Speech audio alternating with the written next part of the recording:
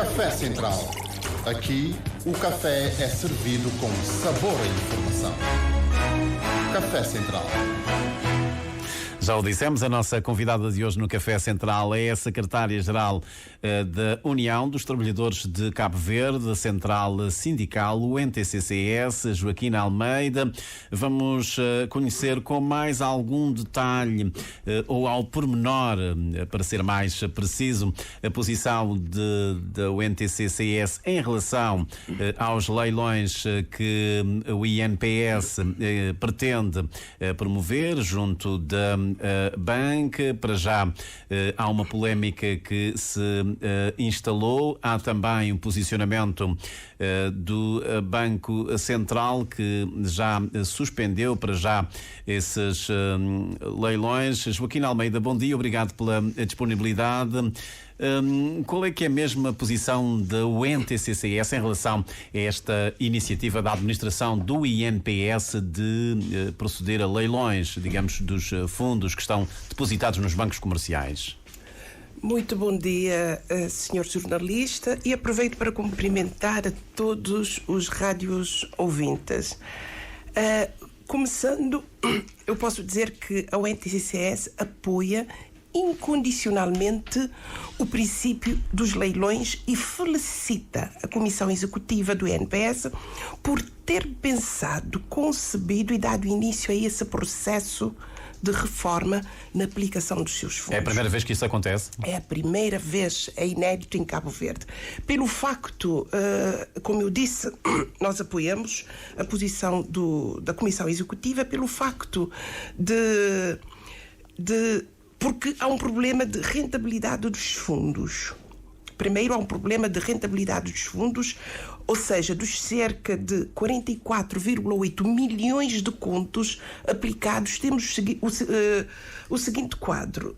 Depósito à ordem, cerca de 20,1 mil contos, ou seja, 45% depósitos à ordem. E depósitos a prazo, 22,3 milhões de contos, cerca de 50%, e obrigações do Tesouro, 2,4 milhões de contos, cerca de 5%, ou seja, o total de fundos, 44, como eu disse, 0,8 milhões de contos. Portanto, 45% dos recursos disponíveis do INPS, como eu disse, ou seja, 20,1 milhões de contos estão depositados à ordem nos bancos. E toda a gente sabe que os depósitos à ordem não rendem nada ou pouco rendem, muito abaixo de 1%. E um dos objetivos que se pretende com a reforma, a introdução do leilão, é melhorar a rentabilidade desse montante. Imaginemos se este montante que eu referi atrás rendesse 1,5% ao ano, o INPS teria um retorno de um montante de 200 mil contos ao ano. E, atualmente, nem isso recebe nos seus depósitos à ordem. E se os referidos depósitos estivessem a render uma taxa de 3% ao ano, o INPS receberia 600 mil contos ao ano, sob forma de juro. E temos um estudo autarrial que recomenda um retorno de pelo menos 4%. Neste caso, o INPS receberia um montante superior anual de 800 mil contos, o que permitiria não só consolidar a sua sustentabilidade, como também melhorar as prestações sociais aos seus beneficiados e, quiçá, melhorar as pensões de velhice. Sabemos que, em nome da sustentabilidade do sistema, há pessoas que recebem muito pouco. Metade do salário mínimo nacional no INPS existe. E, tendo esse retorno, nós sabemos sobre os recursos dos fundos, em nome da luta também pela redução da pobreza, o INPS, em coordenação com o Ministério da Família e Inclusão Social, teria possibilidade de melhorar o rendimento dessas pessoas. Gostaria ainda de dizer que haveria, é claro, a melhoria das comparticipações do leque muito variado de medicamentos, aumento de comparticipação dos aparelhos, próteses, óculos e lentes e sessões de fisioterapias.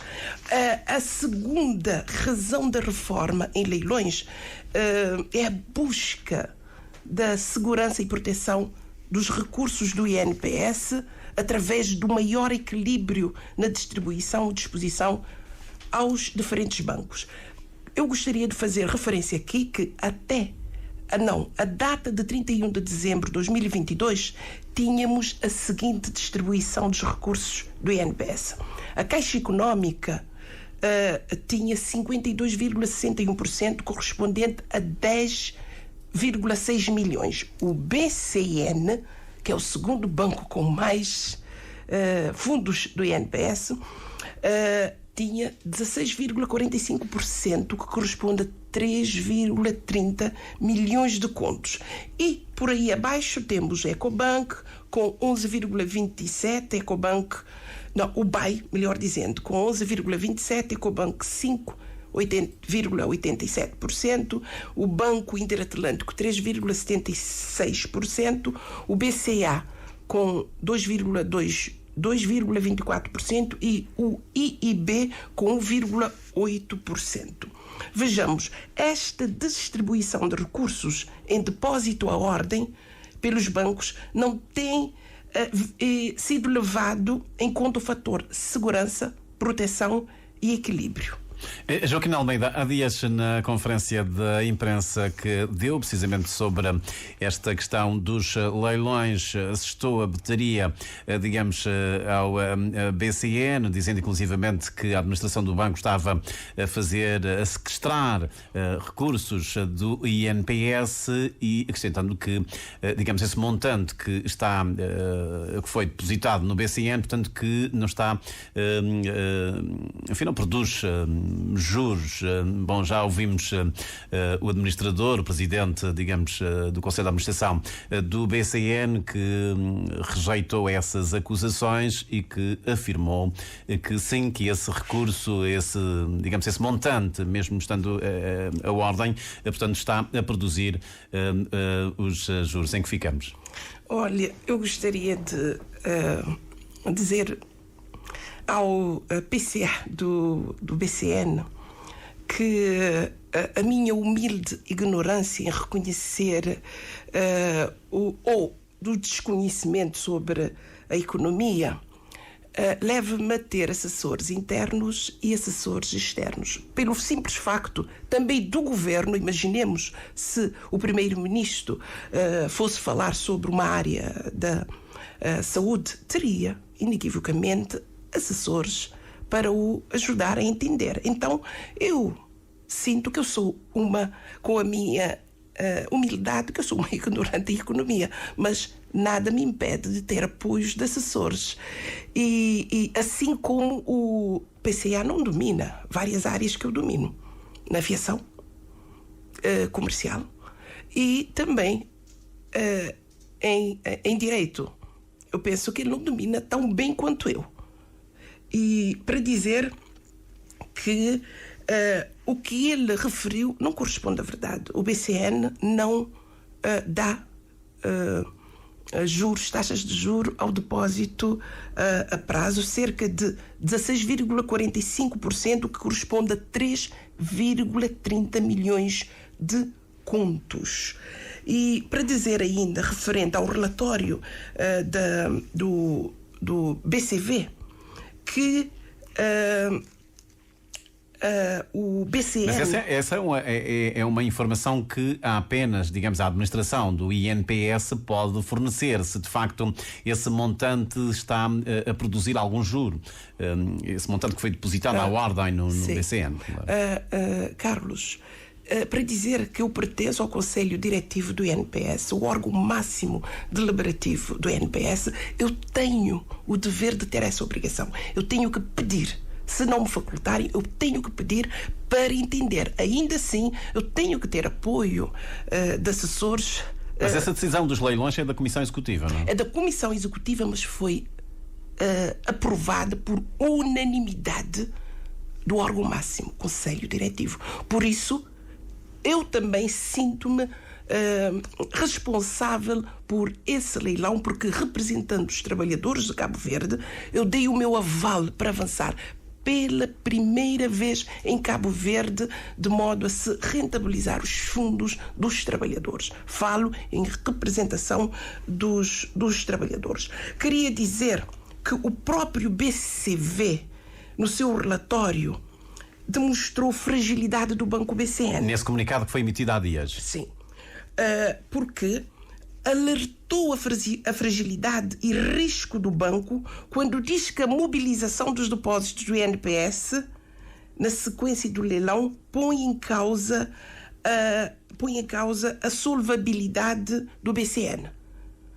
O BCV tinha obrigação de dizer ao BCN para fazer as transferências dos fundos, porque o contrato de abertura de conta prevê que quando um cliente quer movimentar, levantar, transferir os seus fundos, tem que fazer.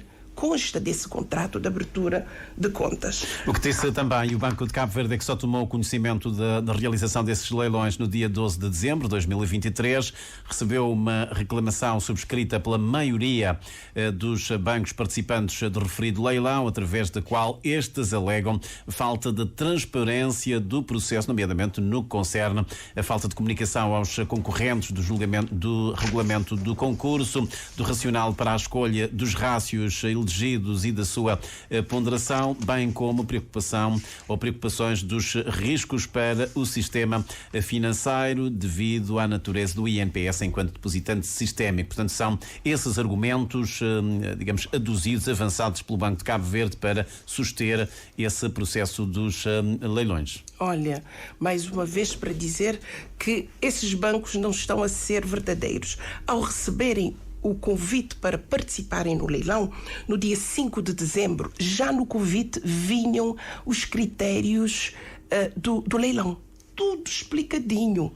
Que ainda no dia 6, o INPS receberam no dia 5, mas a informação vinha que o INPS no dia 6 estaria na disposição de esclarecer quaisquer dúvidas. E no dia 8 seria o leilão.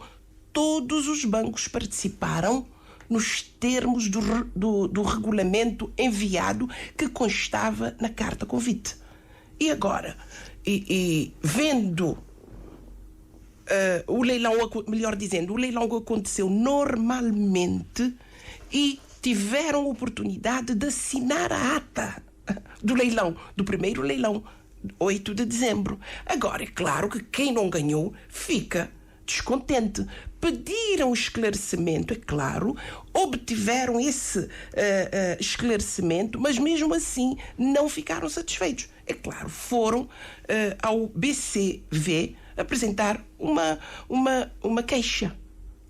Pronto, até aí normal, mas convém referir que o BCV não controla, não regula o INPS, não, são os bancos, porque o INPS está sob a tutela do Ministério da Família, mas tem a sua autonomia administrativa e financeira. Mas, seja como for, o Banco de Cabo Verde diz que neste quadro, portanto, nestas reclamações, os testes internos demonstraram que a continuidade dos leilões nos moldes realizados poderá impactar negativamente alguns rácios dos bancos, nomeadamente os rácios de liquidez. Portanto, enquanto entidade reguladora e que fiscaliza de facto o sistema financeiro cabo-verdiano, o Banco Central teria que atuar, neste caso, havendo reclamações. Olha, para dizer que o comunicado do BCV é patético e tecnicamente fraco. Não nos traz nenhum, mas traz-nos, melhor dizendo, apenas uma verdade. Ou seja, só agora acordou que há um ou dois bancos, referente ao relatório, nos quais se inclui o BCN, que só existem por causa da subsidiação dos recursos do INPS. Convém frisar que o INPS, é claro, nunca pretendeu e nem pretenderá retirar os seus recursos dos bancos. É claro que o o INPS quer proceder a uma reforma. O que me está a dizer é que se neste momento o INPS retirasse os fundos de alguns bancos, portanto iam à falência. Mas claro que sim. Mas é claro que temos o BCV que tem que regular isso. Porque não é bom um banco ir à falência. Se um banco for à falência, como aconteceu em Portugal com o BES, quem paga são os contribuintes. Somos nós. Por isso, o BCV reconheceu o problema no BCN, mas também devia dar razão ao NPS, porque o NPS tem os seus fundos no BCN, querendo, na qualidade de cliente, tem que levantar, pretendendo levantar, tem esse direito. O BCV pura e simplesmente ignorou esse pedido do INPS. Mas o BCV reconhece as vulnerabilidades da banca, de alguns bancos, tanto assim é que no seu comunicado diz que, face às vulnerabilidades identificadas, maiormente a concentração em determinadas fontes de financiamento, o banco poderá definir instrumentos macroprudenciais para mitigar o risco de liquidez sistémico, os quais já estão a ser estudados. Portanto, são medidas que o BCV vai adotar daqui para a frente. Carlos, quando um banco está com problemas, é dever do BCV entrar nesse banco, suspender a administração e tomar os técnicos do BCV tomar avante e não deixar e não impedir que um cliente seja proibido de retirar os seus fundos. O BCV tem essa responsabilidade, tomar o comando do banco que está com problemas. Agora, não impedir que o cliente, o INPS ainda guarda a decisão no que se refere aos seus fundos, a transferência dos seus fundos, do valor que requereu. Porque o INPS solicitou ao BCN, ao BCV, melhor dizendo, essa tomada requereu que o BCN facultasse os seus fundos. Mas o BCV não respondeu sobre esse assunto. Apenas fez referência para que os bancos se retirassem ou não participassem, melhor dizendo, em leilões futuros. Mas o facto do BCV ter respondido apenas no dia 21 e o documento ter chegado ao INPS no dia 22, o segundo leilão estava para realizar no dia 15. Realizou porque o INPS não tinha conhecimento desse documento, que tardou-se a chegar ao INPS. Joaquim Almeida, e face, digamos, a este impasse e a tomada agora desta decisão por parte do Banco Central, que saídas para esse imbróglio? Os leilões estão suspensos. Aqui o Governo tem alguma palavra a dizer ou não? Mas é claro que o Governo tem. Porque, a nosso ver, o BCV esteve mal, em particular o responsável máximo, que é o governador. Pelo que ainda entendemos que o governador não reúne condições técnicas e morais para continuar no cargo. Ele tem que se autodemitir, ou então o governo tem que demitir o governador, para que as coisas funcionem normalmente. Porque o governador... Mas em que é que está a pedir aqui a demissão do governador? Por causa do relatório, o NTCCS é que está a pedir. Porque entende que o regulamento, a decisão do BCV, quando falo do BCV, refiro-me ao responsável máximo, está contra os interesses dos trabalhadores e, de uma maneira geral, contra a luta para a redução da pobreza que todos nós temos vindo a chamar, a clamar aqui em Cabo Verde. Daí que o governo tem que tomar uma posição. Apoiar incondicionalmente, como o NTCCS fez, a decisão da Comissão Executiva. Mas acha que perante as reclamações dos bancos, o Banco de Cabo Verde deveria eximir-se das suas responsabilidades enquanto entidade que regula o setor financeiro? Não pode eximir-se, mas tem que também dar vazão a outra reclamação, que é do INPS. Não pode ver apenas com um olho. Tem que ter os dois olhos postos nos problemas que existem. Daí que, mesmo demitindo o governador, a administração funciona. Só que o governador, o Dr. Oscar Santos, tem que assumir as consequências. Não pode dar razão aliás, não deu razão especificamente, apenas recomendou que os bancos não participem nos leilões futuros até ao esclarecimento. Mas não tem que esclarecer.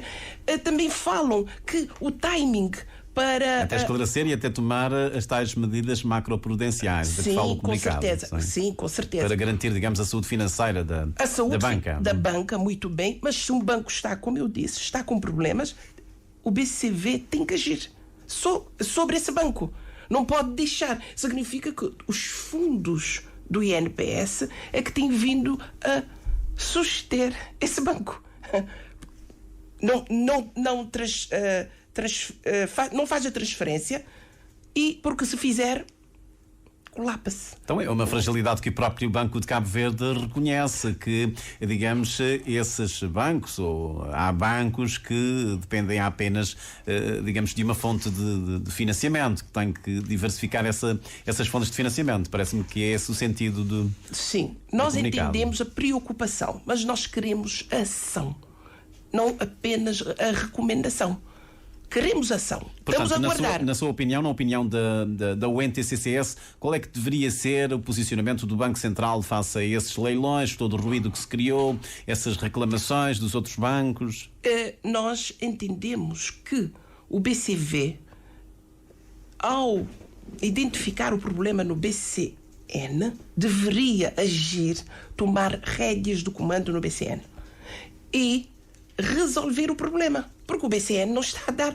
Depende do dinheiro do INPS. Significa que o INPS tem fundos ali, a ordem, e não pode mexer, não pode tirar. Vamos lá ver se tentar trocar isto por miúdos, para ver se os nossos ouvintes entendem o que é que nós estamos aqui a falar. Portanto, você tem uma grande quantidade de dinheiro enquanto cliente num banco e decide de hoje para amanhã que quer retirar tudo. Portanto, e o banco corre o risco de ir à falência. Mas não é tudo. Ainda assim, o INPS não quer retirar tudo, porque tem muito dinheiro a prazo. Atenção, temos que ver isso. Mas o dinheiro à ordem é do INPS, não é do BCN. Imaginemos, Carlos... É do INPS, isto é, dos trabalhadores, muito dos bem, empregadores... Muito bem, dos contribuintes do sistema previdenciário. Agora, imaginemos, o dinheiro é nosso, enquanto contribuintes, está ali a juro quase zero. Nós, dono desse dinheiro... Precisamos do dinheiro, por exemplo, para comprar um carro, uma casa. Vamos ao banco, pedimos o dinheiro, ainda com muita chatice para nos dar esse dinheiro, empréstimo, e ainda o nosso dinheiro vai nos cobrar. Quer dizer, o trabalhador está penalizado 2 vezes. Não pode ser. Agora, se o dinheiro está à ordem, é do INPS, ou de um cliente, melhor dizendo, esse cliente tem o direito de retirar quando quiser o seu dinheiro. Então o dinheiro de quem é? É do banco. Portanto, deve vir o governo enquanto tutela também do INPS e dizer da sua justiça. Claro, o governo está em silêncio, nós não sabemos o porquê, mas eu gostaria daqui fazer referência ao... Até porque ainda o governo também não devolveu o dinheiro, não é? Que retirou na altura do INPS. Exatamente, estamos a aguardar daqui a pouco. Daqui uns dias, vou dar uma conferência de imprensa, lembrando o governo que tem que repor o dinheiro que tirou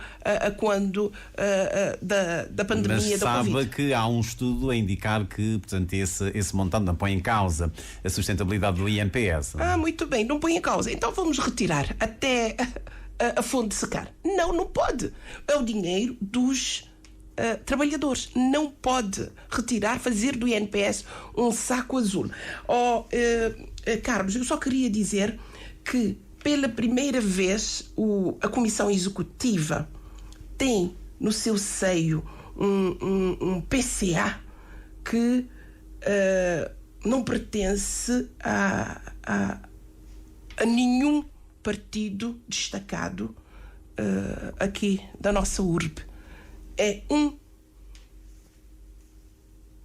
um profissional que tem vindo a fazer um trabalho meritório, tanto para a instituição, reconhecendo o valor dos colaboradores do INPS, e agora fazendo tudo para tentar rentabilizar os fundos dos trabalhadores. Temos que também fazer essa análise e mostrar que, sem referir ao partido MPD, o PICV, porque o próprio PICV fazia também essas coisas que o INPD está a fazer agora. Ir ao saco azul do INPS para retirar. Mas eu tenho a certeza que, se o governo neste momento quiser retirar os fundos do INPS para algum outro financiamento, consegue sim. Porquê? Sabe porquê? Porque tem a maioria no Conselho Diretivo. Tem. Por mais o Presidente, nada pode fazer. Porque o Governo tem a maioria no Conselho Diretivo do INPS. Chega e retira. Agora, nós, enquanto representantes dos trabalhadores, temos que defender os recursos dos trabalhadores. Ora, era exatamente a minha questão. Parece-me que já ficou muito clara a posição da UNTCCS em relação a esta questão dos leilões. A manter-se esse impasse, para já prevalece essa decisão do Banco Central. Que outras ações é que os sindicatos, as centrais sindicais podem fazer para defender os direitos dos trabalhadores? Olha, concernente ainda à reforma, a eventual reforma do INPS, nós entendemos que o INPS começou, e muito bem, aliás, a reforma começou. Todos os interessados, sindicatos, patronato e governo, devemos apoiar incondicionalmente, como eu disse, essas medidas, as medidas iniciadas pelo Conselho, Comissão Executiva, no sentido de aprofundar e alargar que essas medidas, vamos alargar essas medidas e aprofundar para que a instituição seja sólida.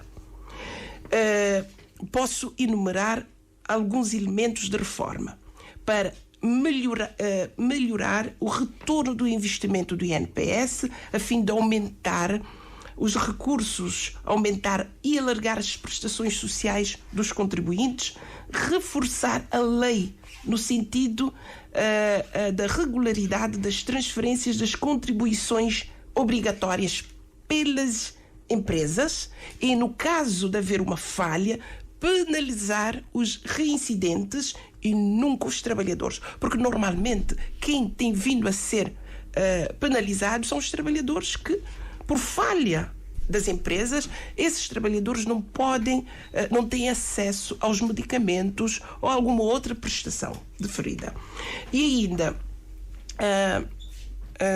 reforçar a independência e o profissionalismo da Comissão Executiva, e dizendo que não pode ser, a Comissão Executiva não pode ser um espaço... Mas sabe que o estudo actuarial para já aponta 2053, ainda, até lá o INPS está em sustentabilidade. 2055. 55 ainda. Exatamente. Ainda para mais. Não, mas ainda assim nós não vamos desbaratar o que temos agora, porque esse estudo prevê essa data. Por isso é que nós gostaríamos estamos aqui a dizer que a sustentabilidade já tem um limite. Então, os nossos netos, os nossos filhos, que também serão, efetivamente, inequivocamente, melhor dizendo, os beneficiários.